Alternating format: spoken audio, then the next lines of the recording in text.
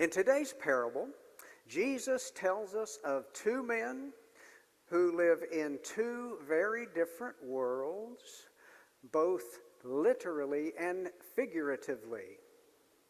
The story contains two scenes. In the first, the rich man lives comfortably, and a poor man suffers. In the second scene, the poor man lives very comfortably, and the rich man suffers. Lots of questions came to my mind while reviewing this parable, and I'm only going to cover 4 of them in the interest of time this morning. First, is Jesus describing exactly what the afterlife is like? Does the rich man suffer after death simply because he was wealthy while living? Does the poor man live comfortably after death simply because he was poor? And finally, what does Jesus want us to learn from this parable? First, is Jesus describing exactly what the afterlife will be like? It may surprise you to know that I do not know. For what it's worth, though, I believe that it's important. I don't believe it's important whether the afterlife is like exactly what Jesus described. I believe what Jesus is trying to describe was that in the afterlife, some will enjoy, there will be great joy for some and great agony for others. Although the source of that joy and agony may be as Jesus described, I think that it could be different, and indeed different for each individual. For example, some folks' greatest joy might indeed be to rest with Abraham, as in the parable. For others, it might be to sit at the feet of Jesus and listen to his teachings.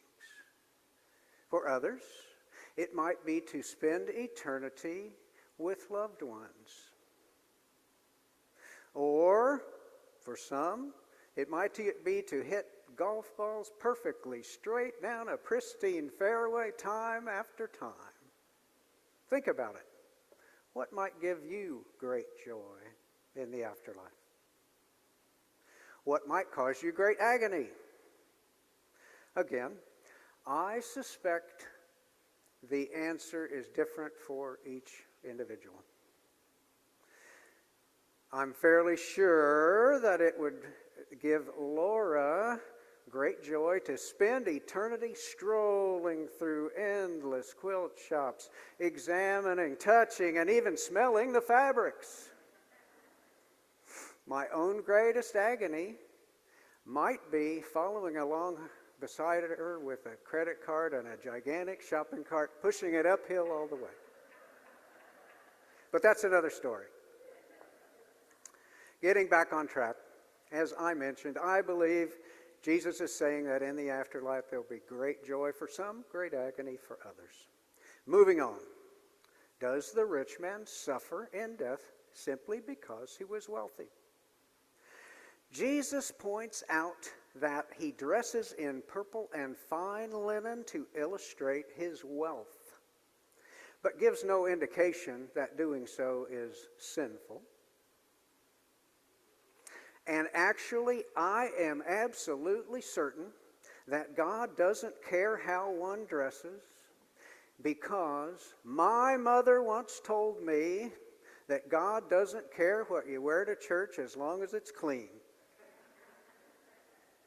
So, the way the rich man dressed wouldn't seem to condemn him in and of itself. The rich man ate sumptuously. I'm afraid I do the same during holidays and special occasions. However, the rich man does so every day without regard for the hunger of others. In the story, it was Lazarus that he ignored while feasting. The rich man must have noticed a man at his gate, starving, covered with sores, being licked by dogs. We know that he did notice him because the rich man knew Lazarus by name. He wasn't just some random stranger at his gate starving. It was Lazarus. It's reasonable to assume that Jesus intended for the rich man's treatment of Lazarus to be an example of how he treated everyone. He failed to extend his hand to the poor, the needy, the sick, and the like. And now it's too late. Does the poor man live comfortably after death because he was poor? Let's review what Lazarus actually does in the story. He lays outside the rich man's gate starving. He longs to eat scraps from the rich man's table. And he allows dogs to lick the sores on his body. Well, there is nothing particularly pious about any of this. Perhaps Jesus is using Lazarus as an example of offering oneself for the benefit of others. His sore-covered body was his only possession, and he mercifully made it available to the hungry dogs. Perhaps this act of mercy is indicative of how he lived his life, and so it's the reason that he lives comfortably in the hereafter. What does Jesus want us to learn from this parable?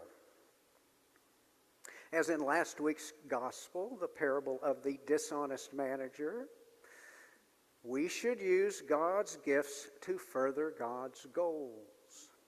We should help the less fortunate, however we are able.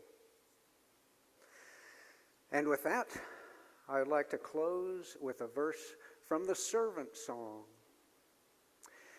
We are pilgrims on a journey. We are travelers on the road. We are here to help each other walk the mile and share the load. Amen.